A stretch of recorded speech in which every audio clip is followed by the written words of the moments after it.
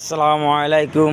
Hello guys, এই যে আমাদের বাগান দেখেন, পেঁপে গাছ, সজনে গাছ, শাক পাতা, কত কিছু আমার ভাই চাষ করতেছে।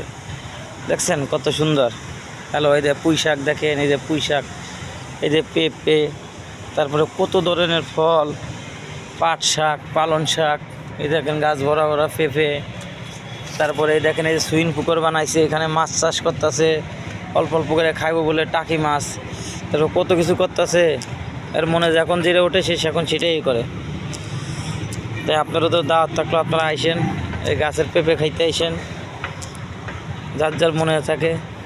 শাক পাতা অনেক কিছু আছে, খাইতে পারবেন আইসা আইসা। আসসালামু আলাইকুম ওয়া রাহমাতুল্লাহি ওয়া বারাকাতুহু।